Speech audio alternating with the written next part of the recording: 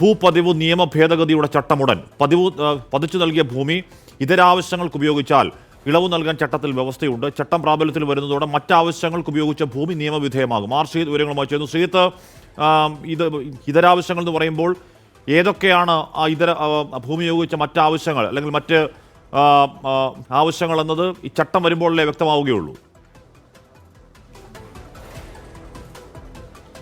ഹാഷ്മി, 1960 ഭൂപതിവ് ചട്ടപ്രകാരം വീട് നിർമ്മാണത്തിനും കൃഷി ആവശ്യത്തിനുമാണ് ജനങ്ങൾക്ക് വിവിധ സ്ഥലങ്ങളിലായി ഭൂമി പതിച്ചു നൽകിയത്.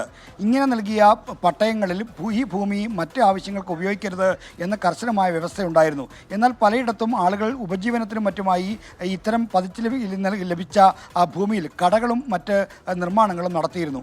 ഇങ്ങനെ നിർമ്മിച്ച കെട്ടിടങ്ങൾക്കൊപ്പം പലയിടങ്ങളിൽ ഇടുക്കി ജില്ലയിലെ പല സ്ഥലങ്ങളിൽ റിസോർട്ടുകൾ, അത് വൻകിട റിസോർട്ടുകൾ ഉൾപ്പെടെ ഉണ്ടായിരുന്നു. എന്നാൽ സാധാരണ ജനങ്ങളിൽ ഏറെയുള്ളതും കടകളും മറ്റ് ചെറിയ നിർമ്മാണങ്ങളും വാണിജ്യ ആവശ്യങ്ങൾക്കുള്ള ചെറിയ നിർമ്മാണങ്ങളുമാണ്. ഈ നിർമ്മാണങ്ങളെല്ലാം നിയമവിധേയമല്ലാത്ത സ്ഥിതിയുള്ളതുകൊണ്ട് റവന്യൂ വകുപ്പിൻ്റെ നോട്ടീസും മറ്റും ഈ ഭൂവുടമകൾക്ക് ലഭിച്ചിരുന്നു. ഇങ്ങനെ ഇടുക്കി ജില്ലയിലെ കർഷകരിൽ നിന്നും ജനങ്ങളിൽ നിന്നും മറ്റു ഭാഗങ്ങളിലുള്ള കർഷകരിൽ നിന്നുമുള്ള ശക്തമായ സമ്മർദ്ദത്തെ തുടർന്നാണ് 2023 സർക്കാർ ഭൂപതിവ് നിയമത്തിൽ ഭേദഗതി വരുത്തിയത്. ഈ ഭേദഗതി വരുത്തിയെങ്കിലും ഇത് ഈ ബില്ലിൽ ഒപ്പിടാൻ ഗവർണർ വൈകി. ഏതാണ്ട് 7 മാസം കഴിഞ്ഞാണ് ഗവർണർ ബില്ലിൽ ഒപ്പുവെച്ചത്. എന്നാൽ അതിനുശേഷമാണ് ഇപ്പോൾ ചട്ടം പ്രാബല്യത്തിൽ കൊണ്ട് ജനങ്ങൾക്ക് ഇതിൻ്റെ ആനുകൂല്യം ലഭിച്ചിരുന്നില്ല. അതുകൊണ്ട് തന്നെ ഇതിൻ്റെ പ്രയോജനം ലഭിക്കാൻ സ്ഥിതി ഉണ്ടായിരുന്നു. എന്നാൽ അടിയന്തരമായി ചട്ടം പ്രാബല്യത്തിൽ കൊണ്ടുവരാനുള്ള നീക്കമാണ് സർക്കാർ നടക്കുന്നത്. ചട്ടത്തിൻ്റെ കരട് റവന്യൂ വകുപ്പാണ് തയ്യാറാക്കിയത്. അത് നിയമവകുപ്പ് വെറ്റ് ചെയ്തു. അതായത് നിയമപ്രകാരമുള്ള ചട്ടമാണ് എന്ന കാര്യത്തിൽ നിയമവകുപ്പ് അന്തിമ അംഗീകാരം നൽകി. അതിനുശേഷം ഇപ്പോൾ ചട്ടം തത്വത്തിൽ അംഗീകരിച്ചിരിക്കുകയാണ്. മുഖ്യമന്ത്രി 13-ാം തീയതി യോഗം വിളിച്ചു. ഈ യോഗത്തിലായിരിക്കും ചട്ടത്തിന് അന്തിമ രൂപം നൽകുക. അതിനുശേഷം ഈ ചട്ടം വിജ്ഞാപനം ചെയ്യുന്നതാണ് ഇനി ബാക്കിയുള്ള നടപടികൾ. എന്തായാലും ചട്ടത്തിന് രൂപമായിരിക്കുന്നു. ഇതോടുകൂടി ഈ പതിച്ചു നൽകിയ ഭൂമിയിൽ മറ്റാവശ്യങ്ങൾക്ക് ഉപയോഗിച്ചിട്ടുണ്ടെങ്കിൽ അത് നിയമവിധേയമാകുമെന്ന വ്യവസ്ഥയുണ്ടാകും. എന്നാൽ ഇത് ഏതുവരെ വേണം? അതായത് ഇപ്പോൾ ഇടുക്കി ജില്ലയിൽ തന്നെ സാധാരണ ഹോം സ്റ്റേകൾക്കും റിസോർട്ടുകൾക്കും അപ്പുറത്ത് വൻകിട നിർമ്മാണങ്ങളും റിസോർട്ടുകളും ഒക്കെ ഉണ്ട്. അവയ്ക്ക് എത്ര പരിധിയിൽ വരെ ഇളവ് നൽകാൻ ആവും തുടങ്ങിയ കാര്യങ്ങളൊക്കെ തന്നെ ഈ ചട്ടത്തിലൂടെ ആയിരിക്കും വ്യക്തമാകുക. നിയമസഭയിലെ ചർച്ചയിൽ ഇത്തരം ആശങ്കകൾ ഉയർത്തി കാണിച്ചപ്പോൾ റവന്യൂ മന്ത്രി കെ രാജനും പറഞ്ഞതും ചട്ടം വരുന്നതോടെ ഇക്കാര്യങ്ങൾ വ്യക്തതയാകുമെന്നാണ്. അതുതന്നെയാണ് പ്രതീക്ഷിക്കുന്നത്. ഈ വൻകിട നിർമ്മാണങ്ങൾക്ക് ഏത് പരിധിവരെ ഇളവുണ്ടാകും, സാധാരണ ജനങ്ങൾക്ക് ഏത് തരത്തിലാണ് ഇത് ഗുണം ചെയ്യുക തുടങ്ങിയ കാര്യങ്ങൾ ചട്ടം വരുന്നതോടുകൂടി വ്യക്തമാകും. ഉയർന്ന ഫീസ് ഈടാക്കിയ നിർമ്മാണങ്ങൾ ക്രമവൽക്കരിച്ച് നടക്കാനുള്ള അഴിമതിക്ക് വഴിയൊരുങ്ങുന്നു ചില കർഷക സംഘടനകളൊക്കെ ആരോപിക്കുന്നുണ്ട്.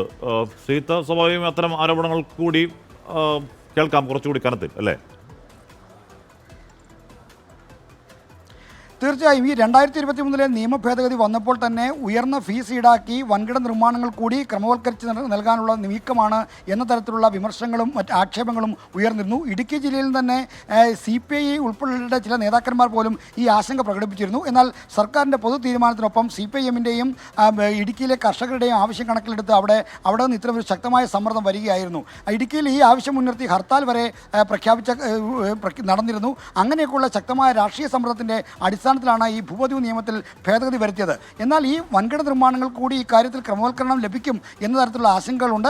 ചട്ടം വരുന്നതോടെ ഇക്കാര്യത്തിൽ വ്യക്തത വരുമെന്ന പ്രഖ്യാപനമാണ് നടത്തിയിരുന്നത്. എന്തായാലും മന്ത്രി നടത്തിയിരുന്നത്. എന്തായാലും ചട്ടം ഈ മാസം അവസാനത്തോടുകൂടി പ്രാബല്യത്തിൽ വരും. അതോടുകൂടി ഇക്കാര്യത്തിലെ ആശങ്കകൾ പൂർണ്ണമായും പരിഹരിക്കപ്പെടും, നീങ്ങുമെന്നാണ് റവന്യൂ വകുപ്പിൻ്റെ നിലപാട്. ശ്രീത്താണ് വാർത്തയുടെ വിവരങ്ങൾ നൽകിയത്.